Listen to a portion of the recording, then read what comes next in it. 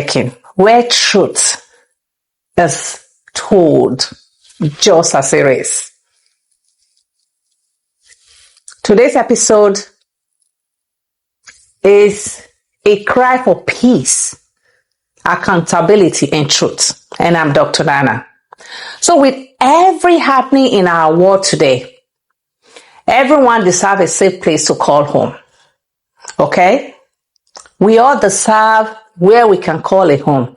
But what happens when your own home village, like people who are from the eastern part of Nigeria? I am not from the eastern part of Nigeria. Okay? But people who are from there, Nigeria is a country, it's my country. I need to be safe as I am here in the US, to be safe also when I go back to Nigeria. But when some part of your country becomes a war zone, when the place that once had people's memories, their parents, prayers, and community, suddenly turns into desolate, dangerous land that no one wants to return to. That's an outcry that people need to look into that, right? What is happening in the eastern part of Nigeria need to be looked into by the Easterners first. So let's stop the sugar coating. So what is happening in the eastern part needs to be addressed, particularly in the Igbo lands. It needs to be addressed. It cannot just be left to lie low. It's horrifying. Villages are being emptied. Yes. Schools shut down. People are being, quiet every day. In day broad light. The streets are no longer safe in the eastern part of Nigeria. And it's true. Parents are sending their children to other parts of the country. Not just for opportunities, but for survival. And the Igbo people are silent to this. And pursuing others in those people's homelands. This isn't an enemy invasion. It is the Igbos. Their own sons, their brothers committing these crimes. They are the one committing these crimes against their own people. At least the recent occurrence with the fish magnet was done by its own people, regardless of whatever it is happened. That is not okay.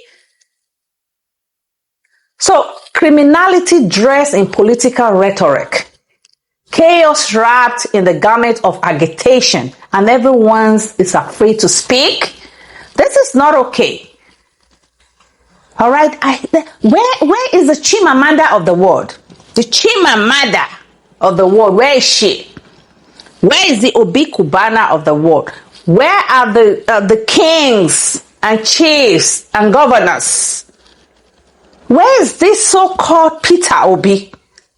Where is he? You're going to listen to the governor, what he said. You're going to listen to that, to know that the criminality, the criminal act that is happening, whatever it is that is happening, is being committed by its own people. Now listen to what the governor is saying. The Igbos, you apologize to the Fulani. I've been in office for three years and 3 months, okay? If we have arrested 100 criminals, non-Mafia, kidnappers, and so on and so forth, 99.99% of them were Igbo. You see that? Did you hear me right? I said 99.99% of them were Igbo. Oh my God. So these things that I made, because that was part of the lie. With this video, the Igbos, you apologize to the Fulani. Exactly. I've been in office for three years and 3 months, okay? If we have arrested... Haven't listened to that. Can't you see that what is happening in the Igbo land, the eastern part of Nigeria, is being caused by their own people?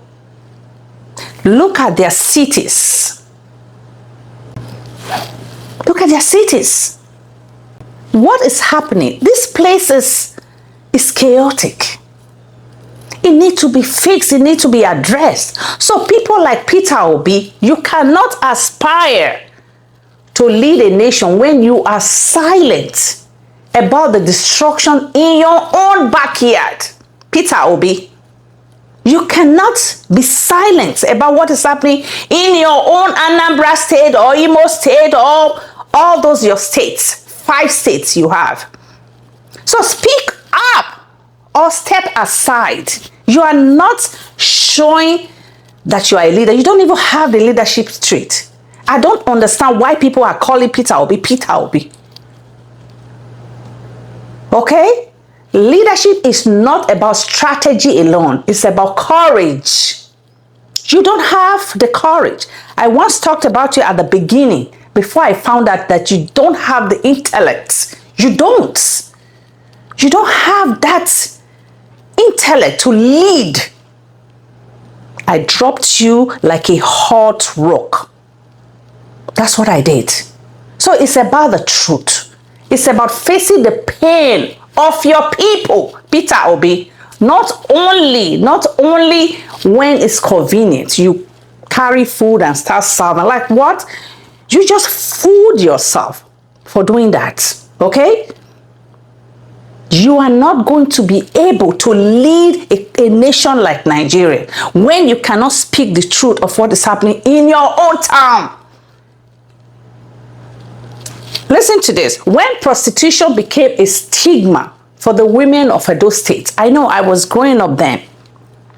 The first lady of the governor then, Lucky Igbeneghu, didn't wait for permission. She flew to Italy. She went to Italy. She stood with her people. She changed the narrative. That is what leadership is about. So Chimamanda, you are parading yourself in the media houses, and I've not seen you talk about what is happening in your eastern part of Nigeria, where you are from. I remember so when you wrote a letter to President Biden to do what? When you have not stood with your voice that you have to speak about what is happening in your land, in the eastern part of Nigeria, where you came from. Sure, you may as well just shut up. Shut up. That's what you should do. Your voice is meant for change. Use your voice and your platform for change. It's not to promote yourself. Use that promotion to change the narrative of what is happening in your town. Speak up. That's what you need to do. I did with my little platform that I have when I saw prostitution was springing up in the small village where I came from. I came and I spoke my voice. I used my voice to speak against that. And I think that helped. So Chimamanda, if you are not speaking up and speaking against what is happening in your land, then stop parading yourself in the media houses and behaving as if everything is okay.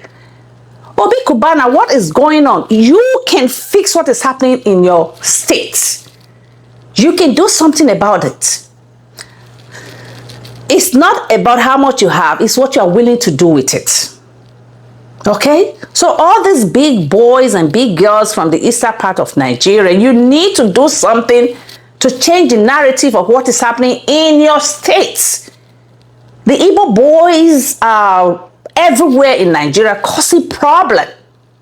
All the kidnappings and everything that is happening, when you catch them, you find out that they are Igbos. Okay? This needs to stop. We need a country that we can call our own. This is not okay. Many villages are now empty in the eastern part of Nigeria. Look at the pictures. Many adults now live in fear in the eastern part of Nigeria. How do we live like that? Why? Many children have been watched people being genocide every day. Cannibalism is thriving in the eastern part of Nigeria. What is going on? Igbo people are fleeing Igbo land. You go to Ghana to cause problems in Ghana. Everywhere you go to Lagos and fight Lagosians for their own land. You need to fix your land. What is the problem? Not because of the Fulani henchmen, not because of the foreign invasion, but because of their own people, the Igbo people who have turned guns on their own brothers in the name of freedom. You need to stop. You need to fix your own town and need to fix your own state. And I think that President Tinubu need to stop giving those governors anything that belongs to them. Don't give it to them until they are ready to fix their states, because this is not okay. Their people are not rising up to demand accountability from the governors. Rather, they speak every day calling President Tinubu. This is not okay. The Igbo governors need to do something to save their own states from this brutality from their own people. With all the evil happening in this world, wars, climate change, global instability, you would think that home would be safe. But the people from the eastern part of Nigeria, their home is not safe. And then it's spreading all over Nigeria. We need to have a country that we can call our own. We need a safe Nigeria. We need a safe East. The eastern part of Nigeria needs to be safe. We need our people back home rebuilding, not running away. The Igbo need to go back to their place rather than going to Ghana to build a kingdom and all of these things that you're doing, shouting that you have money. Take that money, go to your land and fix it, okay? This is not okay. We cannot be silent. We cannot be quiet. Silent in the face of evil is not neutrality. It is betrayal. You cannot build a future on the arches of your own village. You need to keep your village safe. So this is my final word. I am tired of watching videos of dead people in the eastern part of Nigeria. I am really tired. I'm tired of the mothers burying their own sons before their time. I'm tired of seeing all these videos. I decided to wake up this morning. I am also tired of leaders who only speak when it suits their campaign strategy. Peter Obi, you need to wake up from your slumber. You cannot rule Nigeria. Nobody is going to vote for you. Okay? Nobody is going to vote for you. You don't have the tenacity of someone who can rule Nigeria. You need to go back home and fix your place. Let this episode of Family Check-In be a way of me conveying the pains and the frustration that I'm having towards what is happening in Nigeria. Because all this criminality and criminal that is happening in Nigeria is pointing to the Igbo people running away from their town and spreading all over the place and committing this havoc. This is not okay. And I will thank you all for joining me. I hope that the Igbo governance will listen and do what is needed for their people.